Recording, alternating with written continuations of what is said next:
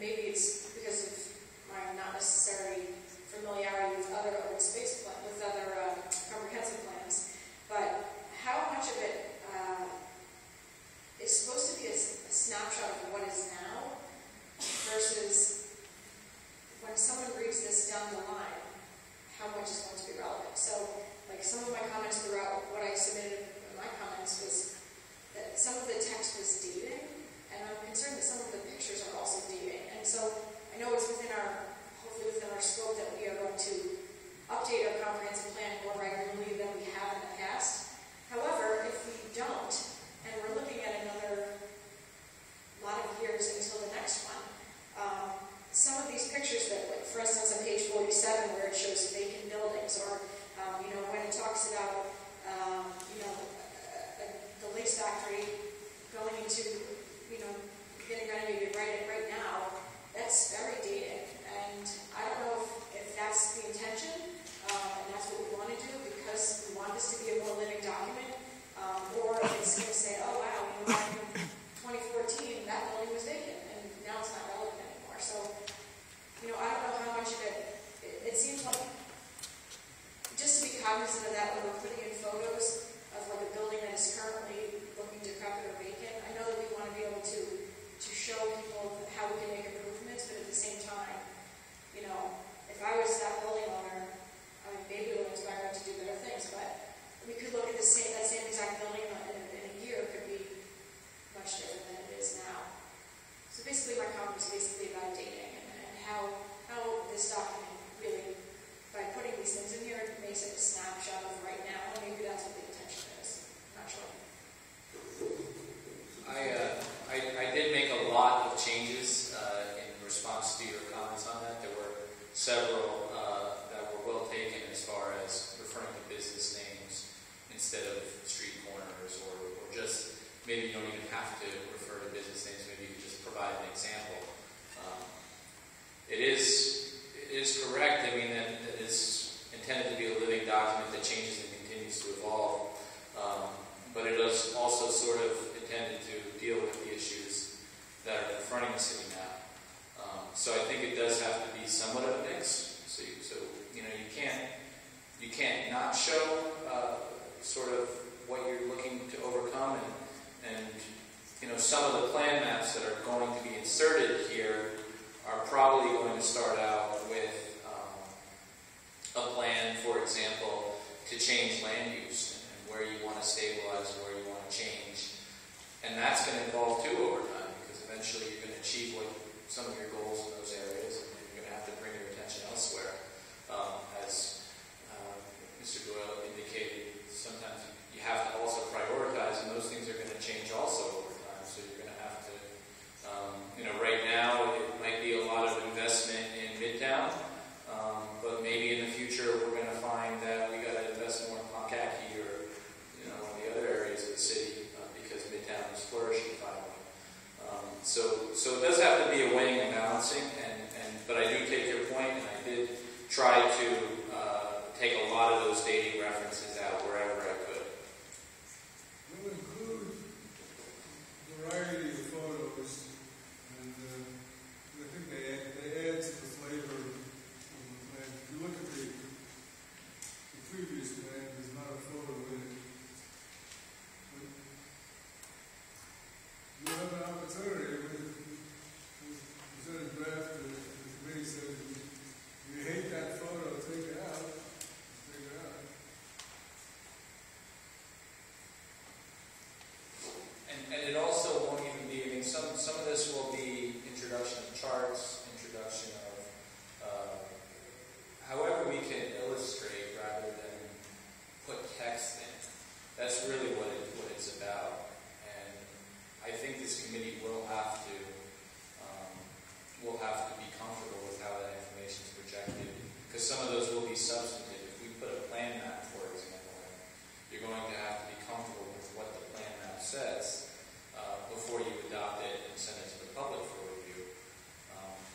I think that that's clearly the intent, is to have the committee sign off on those things. It's just very difficult to do those at an early stage. That it really is just a matter of technology and how we prepare the plan. But that will be coming in the next draft.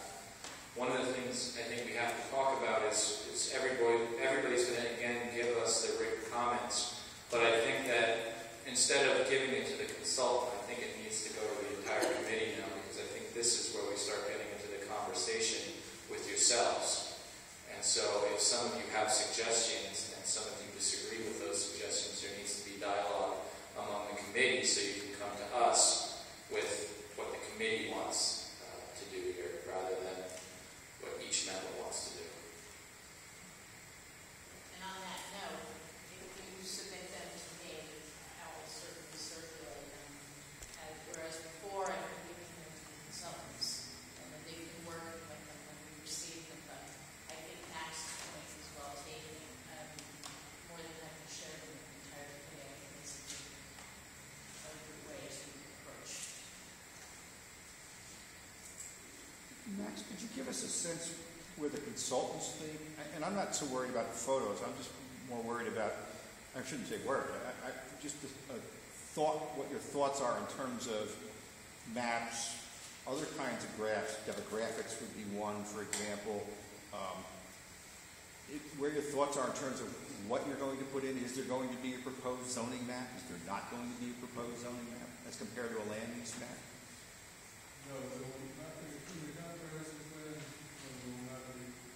There will not be a proposed zoning map. There will be a proposed zoning map that comes out of the zoning review process. I don't think it has a place in the comprehensive plan. What about, for example, if you look at the themes of transportation, land use, housing, neighborhoods, are we thinking that we can do, for example, on transportation, here's a map, here's an illustration, on the illustration, here's traffic calming, here's what a complete street looks like, here's that, and you start to put those on there and they refer back to the strategies that are in the transportation section. It's all sort of one map. It's generic to a certain extent, but it does take a look at it. We certainly have some graphics at ECTC that could do that. Yeah, certainly those kind of things. I mean, there is one even in the early this graph.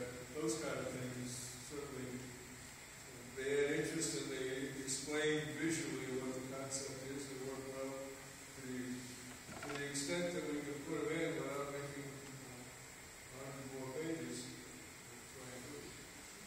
Well, how will the zoning and the comprehensive plan and the zoning sync up? The policies and objectives of the comprehensive plan are geared towards, will be reflected in specifics of the zoning, but to put a proposed zoning map in a comprehensive plan, which is going to be obsolete, could be obsolete, 6 months after the plan is adopted, and it just keeps getting more and more obsolete. And it provides a much more rigid kind of a framework than the benefit of a plan which has objectives and policies, is not terribly site-specific on land uses.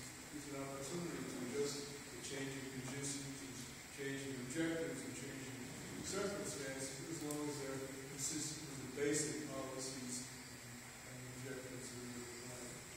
Well, there is zoning. A look is being taken at the zoning now. Is that correct, or is that not? Yeah. Yes. So there is some way which it is for now it's being synced up. Now, whether it appears with the plan or not, it's where the rubber hits the road, so to speak. It's the zoning and the code that would go along with that. And it would be how this plan turned into a reality in the community. So it's just kind of asking the process is that it's not just the plan, and it's happening now, but how do we hold into that or understand that? It's part of the process. Is working with this subcommittee to develop the zoning approach, zoning revision. The net result of that will be at least a first stage revision of the zoning map and the zoning law itself, particularly the new districts and the new format. And that will be the end product of this process. Yeah, it is what it, and it implements the plan, not in the way if you overlook at the 1961 plan. The land use plan was a very specific lot by lot map. And the first zoning law developed reflected exactly that. But over time, both the land use and zoning became out of date, and things happened more anticipated in terms of specifics. It became one of the reasons it became more and more relevant. I think part of the issue is go with an issue, defining plan and zoning. Maybe Midtown is a good example. I think the plan can be overly restricted if we try to put the boundaries in the plan. In other words, the Midtown area was sort of, and we'll define it to the extent that these discussions suggest defining it. But there are areas within Midtown that may serve a particular function where you want to create a sub-district, for instance, an overlay district. And in the plan, if you put boundaries in, it sort of gets adopted as a plan. And it's the same as adopting zoning, which is a legal document. It doesn't change once the boundaries are in. They're in. So it gives the city council an opportunity to sort of say, well, the plan suggests that this area ought to be X, Y, Z, or have these kinds of uses, these kinds of incentives. And as they're creating the zoning map, they'll define what those boundaries are. It may take away the flexibility of developing the zoning boundaries and put them in the plan. I think exactly what Danny was talking about when he said opportunity zoning. Yeah. If you have a zoning map as a plan, and you got to be consistent with your zoning with your plan, you're stuck. If you have some ground rules and principles which affect how you do your zoning, then you can take advantage of opportunities as long as they're consistent with those broader goals, objectives, policies. Yeah, I think for me, I'm comfortable with whatever the process is. It's just understanding the process and knowing that, we're working on a plan. So is this committee going to be involved in the zoning, or how will the public, or how will we all be involved in the zoning? If it's a separate process, does that mean this committee goes from this into that, or is it a different committee? But how do we know that? How do we understand the process by which this plan gets reflected in the current, knowing that the zoning can change and the code can change? How does it get reflected, at least in the first blush, with what we're thinking about now and as a group? So it's just understanding that. Maybe there's not answers tonight, I don't know, but This subcommittee that we established, mainly just because this committee had a lot on its plate, that a few more people with different perspectives were involved. But their recommendations will come back to this committee. So this committee will have an opportunity to make speak to the chairman of the pursuit, but this committee will have an opportunity to make its recommendations on zoning. Follow the plan. Yes, let me see. And the reason I asked that question was I was hoping you would say that you weren't going to include a zoning map. But I'm kind of trying to tease out of the consultant is how do you put a geography to a policy and to an objective? And you seem to be willing to do it in Midtown, even though you may not be willing to define what Midtown is, but you seem to be willing. My question is that are there other geographies that you're willing to sort of to think about and to say, this part of the city is our uptown business district, and it extends somewhere nebulously around this area. And in these areas, we should do this, and this, and that's a map, and it's not hard to do. And you just add a couple of frames on the map, and you can kind of start to call that out. And the same thing could happen for Midtown. You could do that for some of the neighborhoods. You could do that for you could start to define that for the waterfront. And those are simple graphics that are not difficult to do, and they sort of call out what's in the plan in a very easy to understand fashion. I guess perhaps get a little too close to the forest. Assume that everybody understands what that overall city structure is. I can see a place for we used to go a potato map or a balloon map. Of the city showing whether not hard and fast boundaries, but generally defined, uptown, downtown, low density, open space. And you could call out some key intersections, some key areas of the city where they want to concentrate development. You start to think about those things, and once you put them in graphics, they become much easier to essentially be opportunistic with respect to rezoning. Greg, to get back to one of the things I think might be helpful to understand that the subcommittee for zoning has been concentrating a lot on sort of addressing the fact that the zoning right now is so difficult to use. And so they have been concentrating on putting together a framework, a simplification framework, without reducing any real substantive matters, but just to organize it. Because as you see, the more this comprehensive plan grows, the more stuff has to be put into that zoning. So really, they can't prioritize that until you're done with your work. So while they're proceeding and they're getting a head start on the organization, on the simplification, at some point they're going to have to look to you for what is going to be the priority implementation. Because there's no way that this entire plan can be implemented at the close of this process of the zoning. It's something that's going to take years and a lot of effort and a lot of weighing of policies and crafting of language and so on and so forth. So I don't know if that was more of what you were asking in terms of the procedure. How do we go from this step to that step? Is that at some point you're going to have a plan that you're going to recommend to the city council, and that's going to be able to inform the zoning committee what are the priorities that they have to craft language on. Yeah, it's like this is I also a think that, board document doing that. I think Danny's point, I think the plan document needs to include something like you're suggesting. I think we did think about that.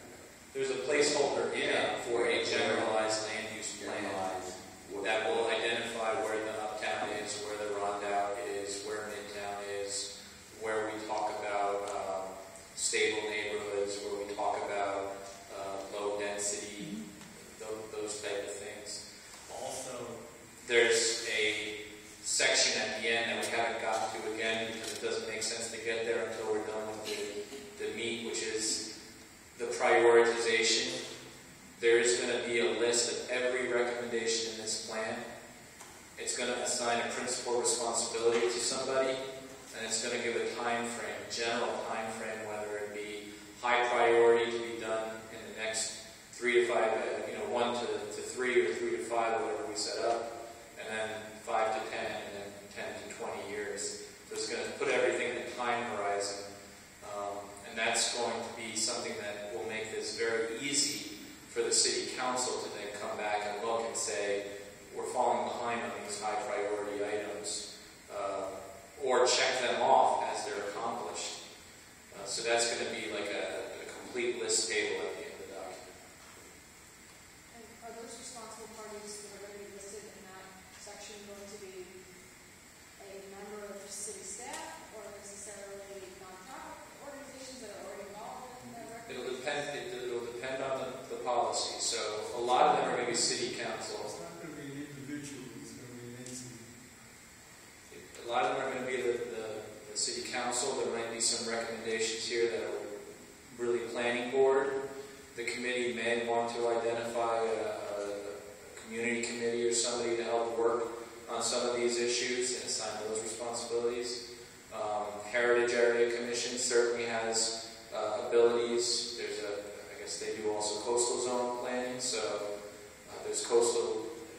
guess it's the same commission, right? The Heritage Area and Coastal Zone Commission, they're the same, but they'll probably be assigned some responsibilities. Economic Development Office is going to be responsible, ideally, so Planning Office. But as Dan said, it won't say, Sue Cahill has to get this done.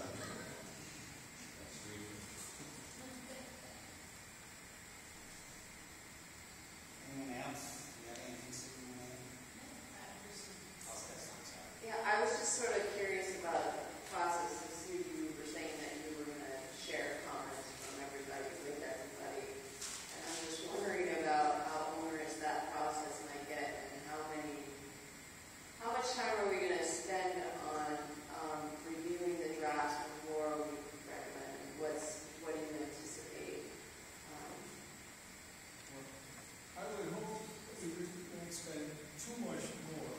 Bear in mind that the next step, you're going to agree, hopefully, on a draft which you feel is complete enough, reflects enough your positions on the comprehensive plan to be made available for public review and comment.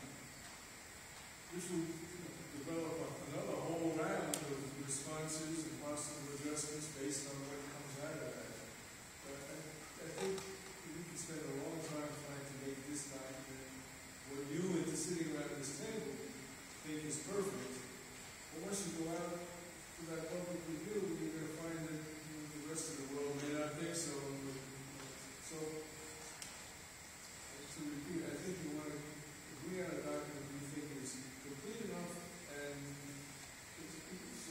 sufficiently close to reflecting your beliefs. You want to put it out and find out what the rest of the world thinks.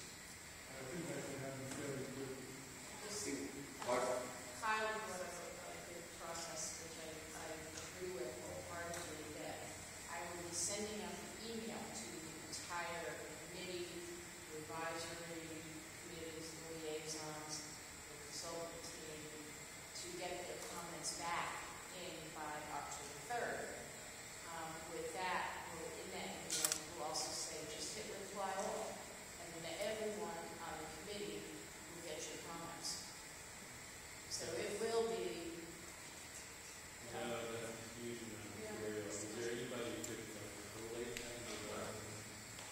That's sort of what I was wondering, is that if we're all, like, if I'm expected to read 15 comments, I just don't know how some of us who are volunteers, are going to be able to do that in a short time frame. And more, the consultants are, when you do your next draft, then those comments will be incorporated. Are we going to maybe then go through it section by section and say that we all agree on this section? Still missing something, or did we add something that others don't like? The risk, last time around, Max talked to this letter, we have all the individual comments. We don't know how many of those, we didn't know how many of those are your comments or someone else's comments that are supported by the committee. Does it reflect the committee, reflects individuals? And we had to try to sort through. I think almost everything got back into the draft. But I mean, there's a risk that there's almost potential for contradictory comments, because one person makes comment, another person makes another set of comments. I think this round there has to be some way to try to consolidate them. Everybody can get them in, but I don't know who it is going to have to try to say this. There's duplication. These are the committee's comments. We'll revise the draft again. But we don't know if we get 15 sets of comments, how much of that reflects what the committee thinks. Do you want to leave it up to us to review the comments and include those which we think have merit? And we could put a sidebar if need be, or a separate memo which says, summarizes some comments which weren't in the list. And probably we could probably do this time around. We didn't do it for this one because it would have been best. We would do a red line version so you can see what's changed.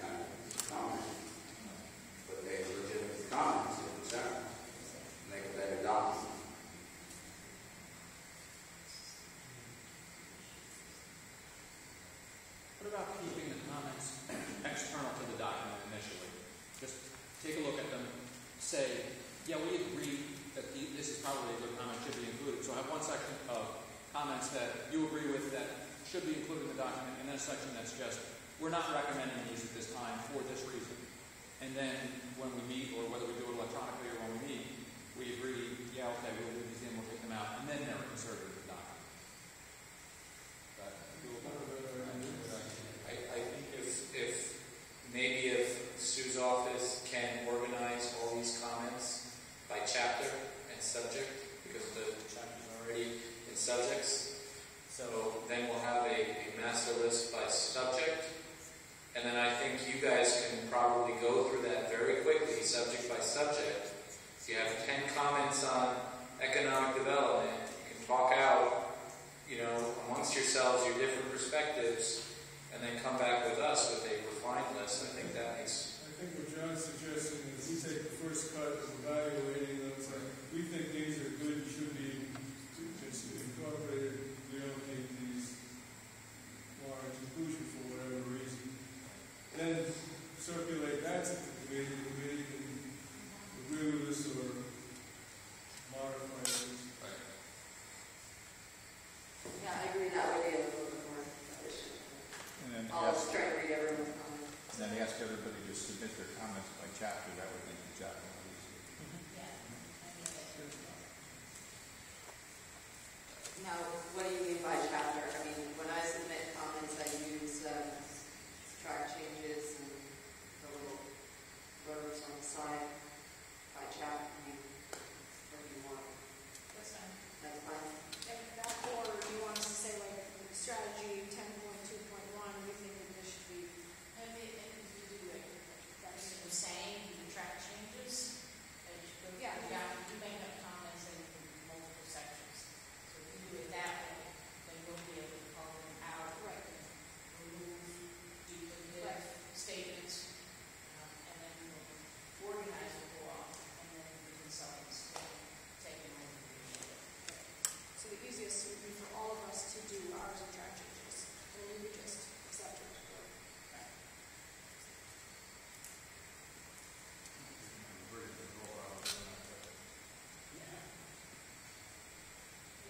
You guys will figure it out.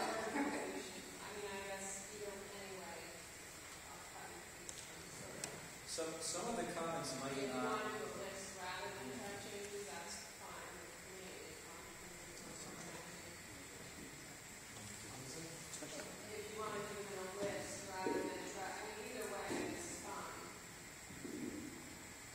Some I think comments... the easiest way, I think, John's suggestion is not to do anything with the document itself. Whether we list it, we can identify who submitted it or not, depending on so-and-so recommended this, we think these are good ideas, we should be included. The other list would be so-and-so said something, I don't think this is appropriate because of the relatively concise and cryptic, and they always discuss it further at the meeting if there's some confusion or disagreement.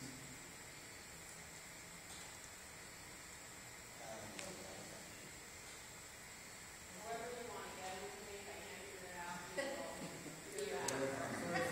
From our standpoint, I think in my opinion, I think the list is easier, but if you want to do, we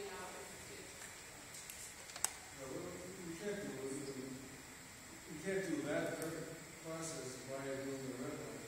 I mean, I would have to basically cut and paste from your comment on the side and put it into the list. I thought my suggestion, I think, would be quick and easy and still give everybody an opportunity to work with it. And if you feel strongly about not just the concept, but the specific language, you can still submit your suggestion for the specific change to the language. The kind of thing you can just cut and paste. Do your cut and pasting and making your own list.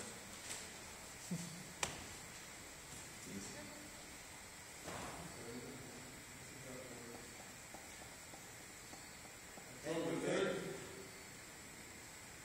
we're sitting around this table, we don't have any idea how many we get. Is everybody sitting around this table going to submit 10 pages of written comments? No. 10 pages per chapter. Yours not okay. She's going to take the ones that we said we weren't going to do, and then So we're doing it for October, we're going to get it, yes. And we're going to make the next one, it's going to back out. All that is, they'll get it.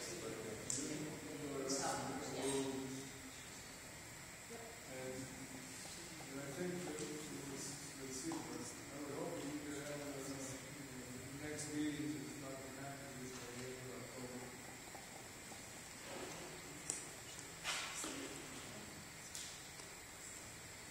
Any other questions? If not, we'll see. Is there a public comment? Public comment? Yes. Sure. Okay, thank you. My name is Emily Hauser, and I haven't been able to see the document at all, but I do appreciate the comments that people have said that it's gotten better. And so I really want to thank you for that. And I wasn't really clear, first of all, when there would be a public hearing, so that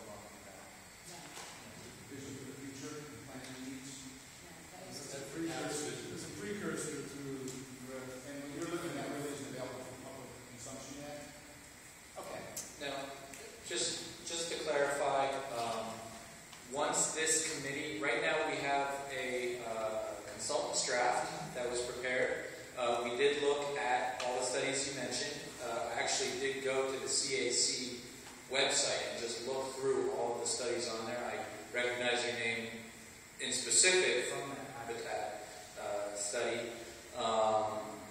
We did look through the flooding task force, the sea level rise work. We also looked through, there were some comments that the CAC members had made through some of the committee members here.